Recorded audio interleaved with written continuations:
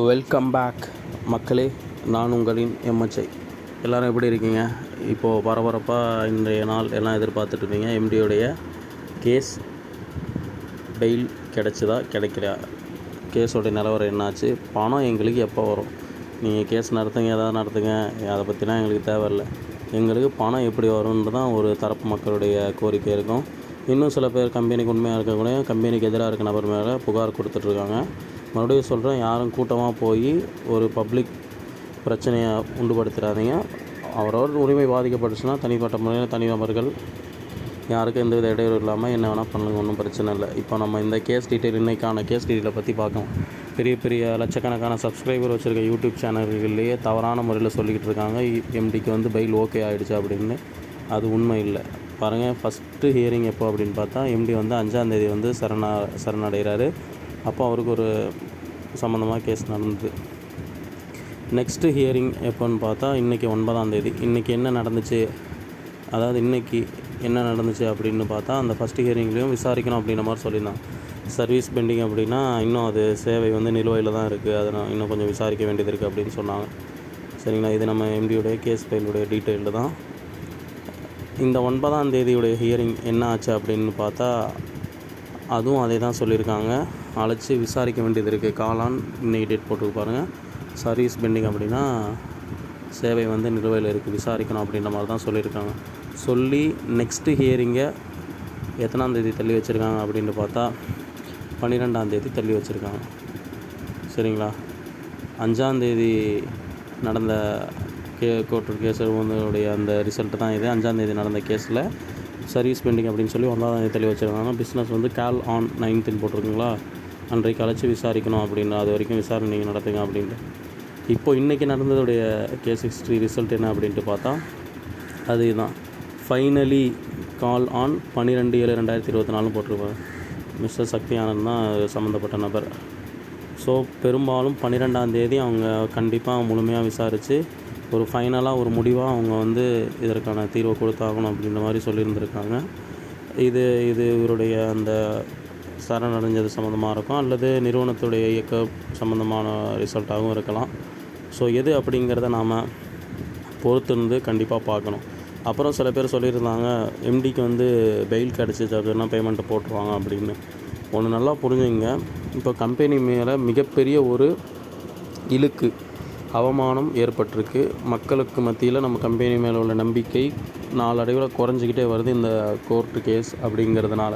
So அந்த விஷயத்தெல்லாம் முழுமையாக உடச்சி எரிஞ்சிட்டு, சரிங்களா, இந்த கோர்ட் கேஸ் எல்லாத்தையும் எம்டி கம்ப்ளீட்டாக கிளியர் பண்ணிவிட்டு, கோர்ட்டு எந்த மாதிரி ஒரு ரூல்ஸ் அண்ட் ரெகுலேஷன்ஸ் எந்த மாதிரி வியாபார முறையை சொல்லிக் கொடுக்குதோ அந்த முறையோட நிறுவனத்தை அரசாங்கத்துடைய ஆல்ரெடி அரசாங்கத்துடைய அனுமதியோடு தான் ஜிஎஸ்டி கட்டி இயங்கிட்டு இருக்குது. இந்த பலவிதமான வழக்குகள், பொய் வழக்குகள் இருந்தெல்லாம் விடுபட்டு முழுக்க அரசாங்கத்துடைய அந்த வழிகாட்டுதலோடு நம்ம நிறுவனம் இயங்கும் பொழுது இந்த நம்ம நிறுவனத்திற்கான நம்பிக்கை இன்னும் அதிகமாகும். ஸோ அந்த நல்ல பேரோடு நம்முடைய நிறுவனமுக்கான பேவோட்டை கொடுக்க ஆரம்பிச்சிட்டாங்க அப்படின்னா இன்னும் மக்களுக்கு அதிகமான முறையில் அவங்களுடைய நம்பிக்கையை சம்பாரித்து இன்னும் வளர்வதற்கு, இப்போது 50 லட்சம் 60 லட்சம் உறுப்பினராக இருக்கிறது இன்னும் ஓரிரு மாதங்களில் இந்த வருடம் முடிவதற்குள்ளே 1 கோடி நபர்களாக கூட மாறலாம். ஏன்னா அந்தளவுக்கு அரசாங்கத்துடைய வழிகாட்டுதலையும் நம்ம நிறுவனம் கோர்ட்டு கேஸுன்னு போய் ஜெயிச்சுட்டு வந்துருச்சு. நெக்ஸ்ட்டு பேஅவுட்டும் ப்ராப்பராக நம்ம சேர்த்து வச்ச அமௌண்ட்டெல்லாம் போட ஆரம்பிச்சிட்டாங்க அப்படின்னா மக்களுக்கு இன்னும் அதிகமான நம்பிக்கை இன்னும் வியாபாரம் தொடர்புடைய நடக்க ஆரம்பிக்கும். இதுதான் பேஅவுட் தள்ளி போகிறதுக்கான காரணம்.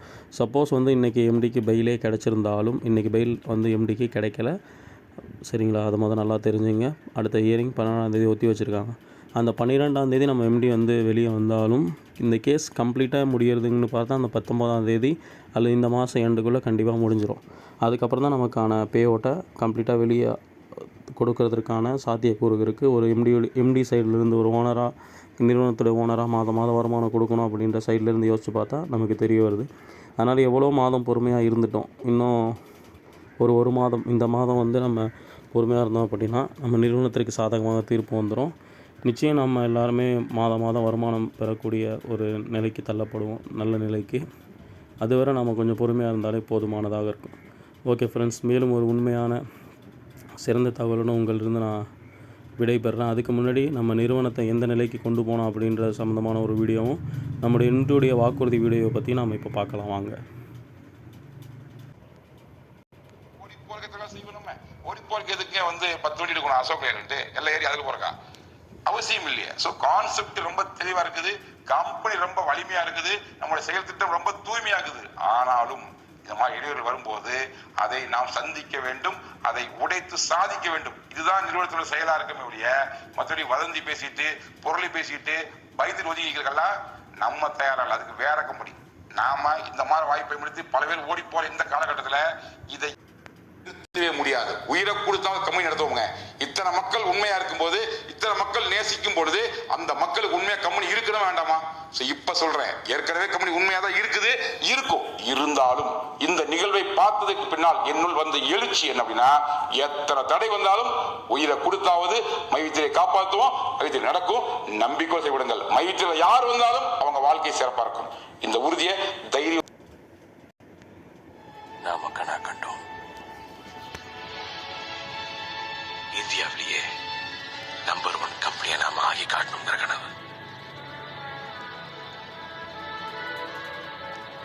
நாம கண்ட கனவு இப்ப நிஜமாயிருச்சா?